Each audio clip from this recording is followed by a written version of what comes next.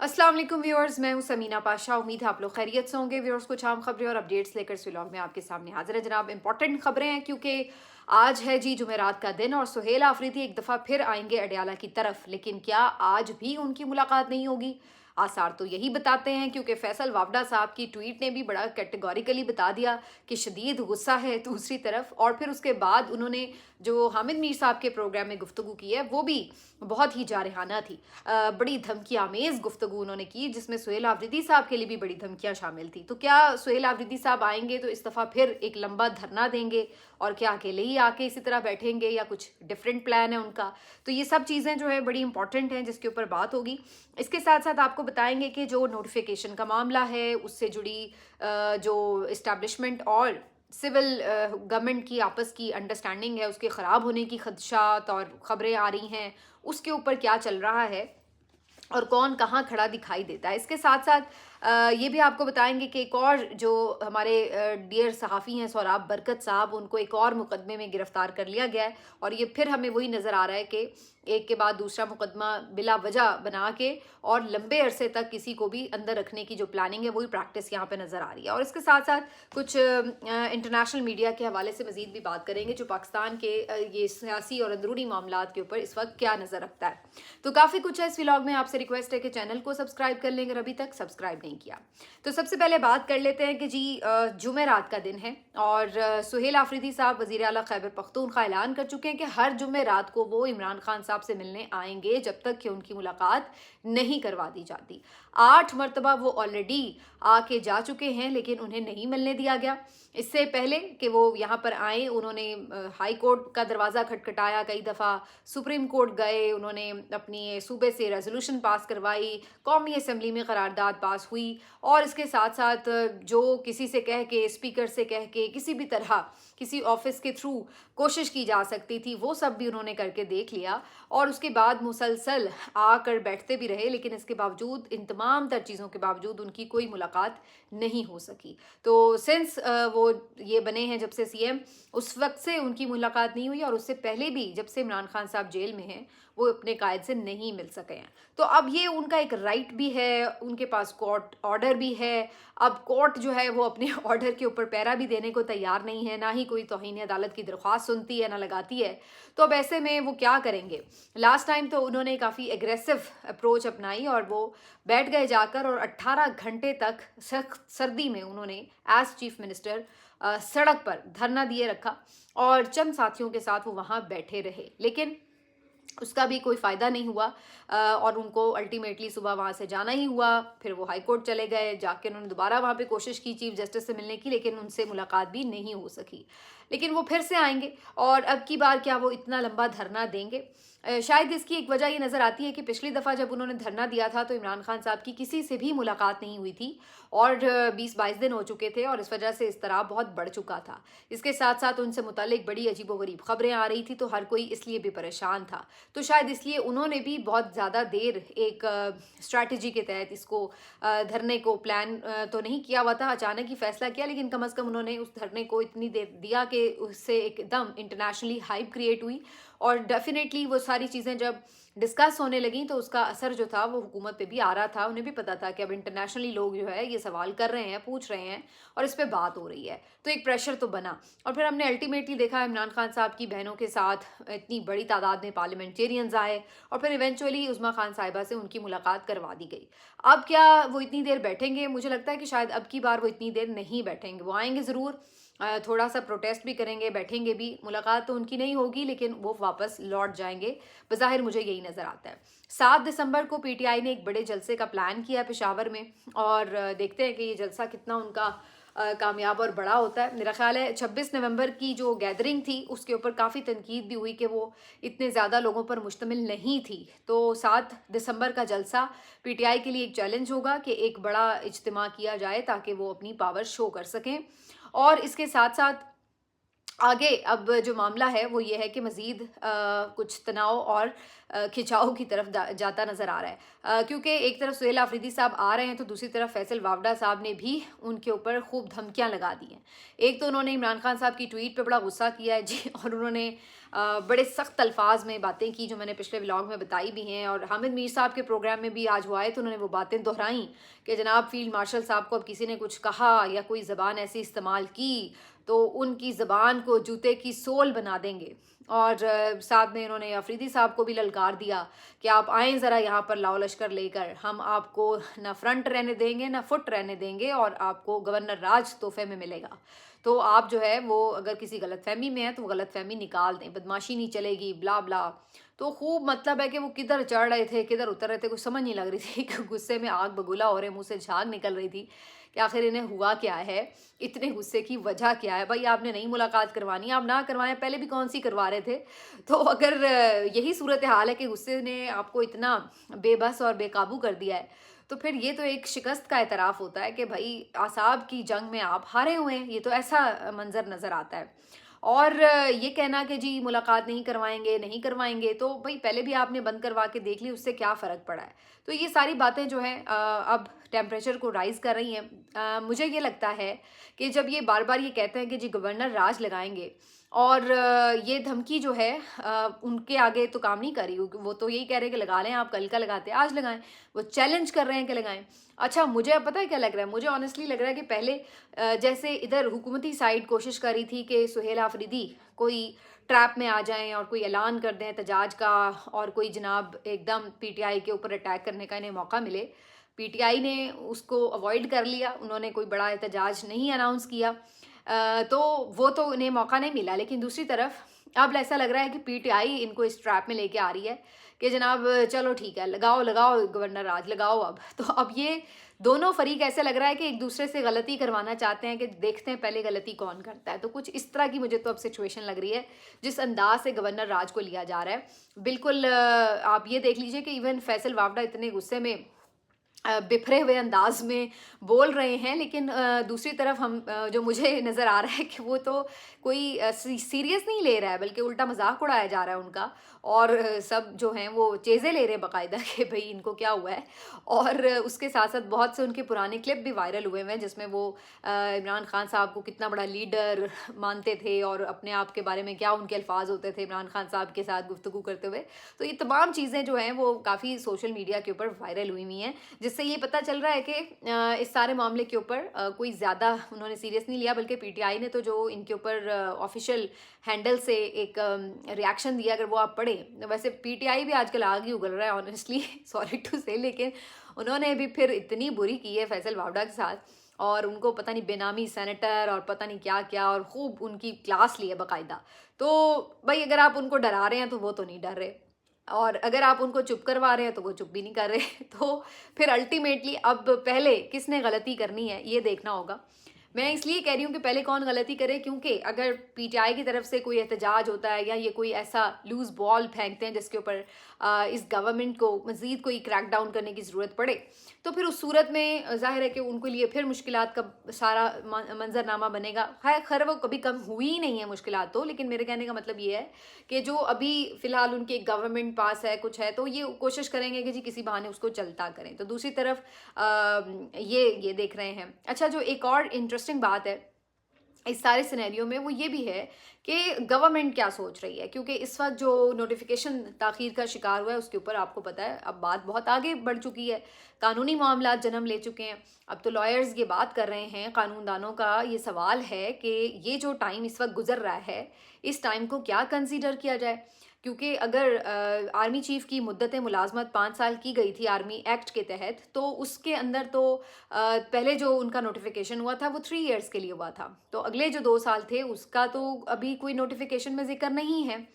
और अगर वो सिर्फ अभी आर्मी चीफ के तौर पे भी काम कर रहे हैं तो उस सूरत में तो उनका उस अगले 2 साल यानी 2025 से ऑनवर्ड्स का जो उनका 27 तक का नोटिफिकेशन था वो भी तो कहीं एग्जिस्ट नहीं करता। तो बहुत से लोग तो ये कह रहे हैं कि क्या ऐसा तो नहीं कि वो रिटायर्ड कंसिडर हों, क्योंकि अदरवाइज तो 3 इयर्स के बाद कोई भी आर्मी चीफ रिटायर्ड कंसिडर होता है अगर उसको फर्दर कोई नोटिफिकेशन के ज़रिए एक्सटेंशन नहीं दी जाती। अब अगर आपने कोई नया ओहदा क्रिएट किया भी है और आप उसमें उनको अपॉइंट कर रहे हैं तो वो भी आपने उनको पहले ओहदे पर मौजूद होते हुए देना था, लेकिन वो भी आपने नहीं किया। तो ऐसा लग रहा है कि जानबूझ के या फिर ना अहली जो भी आप इसको कह लें, लेकिन बीच में ये जो दिन है 29 से آنورڈس یہ کس کھاتے میں ہیں, کیا اس کو کنسیڈر کیا جائے کہ اس وقت وہ کس حیثیت میں جو ہیں وہ موجود ہیں. تو یہ تمام چیزیں جو ہیں وہ قانون دان سوال اٹھا رہے ہیں, اور میرا خیال ہے کہ ایسے سوال ہیں جن کا جواب حکومت کی طرف سے آنا چاہیے. لیکن حکومت کی طرف سے جواب کیا آئے گا, وہ تو ابھی تک نوٹیفیکیشن نہیں آ رہا جو کہ آنا تھا, اور ابھی بھی یہ کہا جا رہا ہے کہ شاید 1 سے 2 دن مزید لگ سکتے ہیں.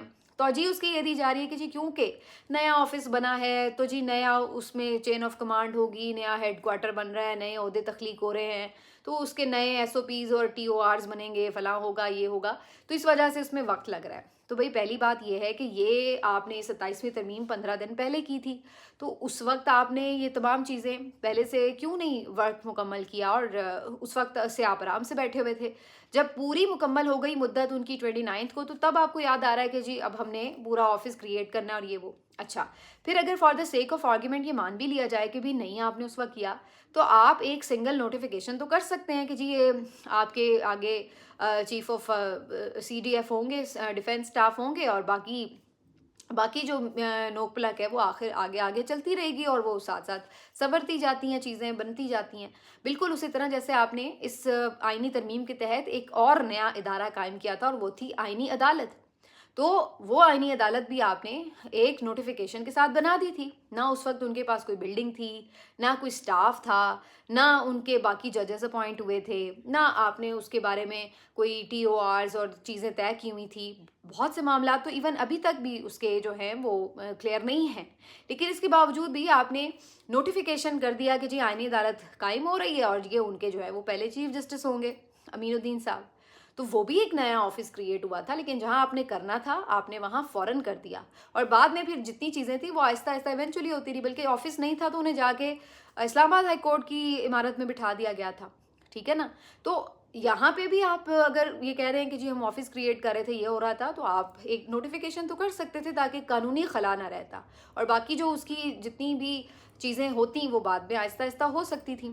لیکن اصل کہانی یہ لگتی نہیں ہے بظاہر. اسی وجہ سے بہت سے جو گورنمنٹ کے اپنے قریب سمجھے جانے والے صحافی ہیں وہ جو خبریں دے رہے ہیں, وہ تو ان کے جو چہرے ہیں وہ بڑے اترے ہوئے نظر آ رہے ہیں. اب سار عالم صاحب کو آپ دیکھیں تو وہ تو کہانی کہہ رہے ہیں کہ جو مجھے پتا ہے وہ تو میں اتنی سنا ہی نہیں رہا, میں تو اس سے بڑی کم کہانی سنا رہا ہوں. اور وہ تو صاف طور پہ کہہ رہے ہیں کہ مسائل ہیں, اور مسائل کی وجہ سے نوٹیفیکیشن جو ہے وہ تاخیر کا شکار ہے, اور وہ اس پہ کوئی خوش نہیں ہے. وہ سمجھتے ہیں کہ اس سے معاملات خراب ہو رہے ہیں, لیکن وہ بتا تو رہے ہیں, خبر تو خبر ہے, اور خبر یہی ہے کہ اندر کچھ گڑبڑ چل رہی ہے. آسمہ شیرازی صاحبہ کا بھی یہی تجزیہ ہے کہ معاملات سب اوکے نہیں ہیں, اس میں یقینی طور پر کچھ مسائل ہیں جس کی وجہ سے یہ چیزیں ہوئی ہیں. اور یہ طلعت حسین صاحب بھی کہتے ہیں کہ یہ شدید قسم کا انہوں نے قانونی ایک سکم چھوڑا ہے یہ سارا کچھ کر کے. تو یہ تمام چیزیں جو ہیں یہ ایسے ہوا میں تو نہیں ہو رہی. تو ظاہری سی بات ہے ان کے پیچھے کچھ ہے, اور وہ جو کچھ بھی ہے اب شاید 1 آدھ دن میں نوٹیفیکیشن کر کے آگے تو بڑھا جائے گا, لیکن یہ جو بیچ والا ٹائم آ گیا ہے یہ کافی خراب ٹائم تھا, اور اس کے کہیں نہ کہیں کوئی نہ کوئی اثرات ضرور آپ کو دکھائی دیں گے. اب وہ کس کو دکھائی دیتے ہیں اور کیسے دکھائی دیتے ہیں وہ تو اب وقت بتائے گا, لیکن بہرحال ان تمام چیزوں کو اگنور نہیں بہرحال کیا جا سکتا. اب یہ جو باتیں ہیں انٹرنیشنلی بھی ڈسکس ہو رہی ہیں, اور میں آج دیکھ رہی تھی کہ امریکن اخبار جو ہے انہوں نے بھی آرٹیکل چھاپا ہے, اور امریکن اخبار دا ڈپلومیٹ کہتا ہے کہ جو اس وقت کی سچویشن ہے اس میں اگر کوئی یہ سوچ رہا ہے کہ عمران خان صاحب کو راستے سے ہٹانا ہے تو یہ ایک بہت ہی خطرناک اقدام ہو سکتا ہے.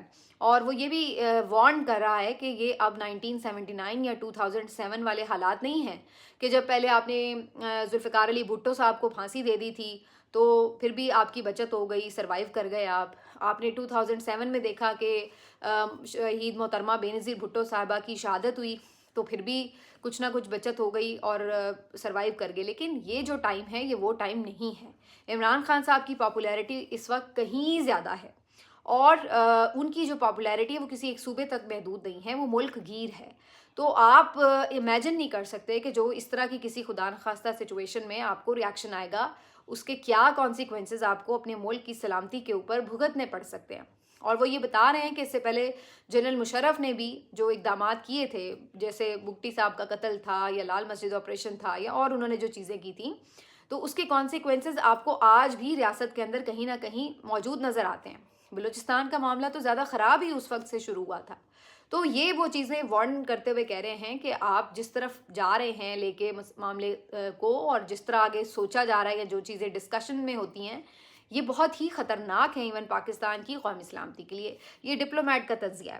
اسی طرح سے گارجین اخبار بھی عاصم منیر صاحب کے فیلڈ مارشل بننے کے بعد اب جو سی ڈی ایف کا عہدہ انہیں دیا جا رہا ہے اس کے اوپر بات کر رہا ہے، اور اس نے جو اس کی ہیڈ لائن لگائی ہے سارے معاملے کے اوپر، وہ کہتے ہیں اے کنگ ابو آل، اور کہتے ہیں the rise and rise of Asim Munir, Pakistan increasingly powerful man. اور پھر ساتھ میں وہ یہ بھی بتا رہے ہیں کہ جو 27th امینڈمنٹ ہے اس کی کرامات ہیں کہ تا حیات استثنا بھی مل گئی ہے. تو یہ تمام چیزیں جو ہیں یہ ورلڈ وائڈ دیکھی جا رہی ہیں اور اس کو ڈسکس بھی کیا جا رہا ہے. اور اب ہم جیسے کہ دیکھ رہے ہیں بہت سے انٹرنیشنل نیوز پیپرز، چینلز اور ان تمام چیزوں میں یہ چیزیں ڈسکس ہو رہی ہیں کہ آخر یہ معاملہ کس طرف جا کے سارٹ آؤٹ ہوگا.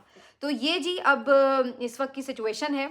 لیٹ سی کہ اس کے اوپر معاملہ جو ہے وہ کس طرف جائے گا. کوئی مزید ایجیٹیشن ہم دیکھیں گے یا کوئی اندر سے ہی ہمیں ایسی صورتحال نظر آئے گی کہ جہاں پر کوئی کم از کم پولیٹیکل پارٹیز اکٹھی ہو سکیں اور سوچیں کہ انہوں نے کیسے خود بخود اپنے ہاتھ پاؤں سر سب کچھ کٹوا دیا ہے اور اب وہ بالکل پاؤں میں گرے پڑے ہیں، تو یہاں سے اٹھنا کیسے ہے.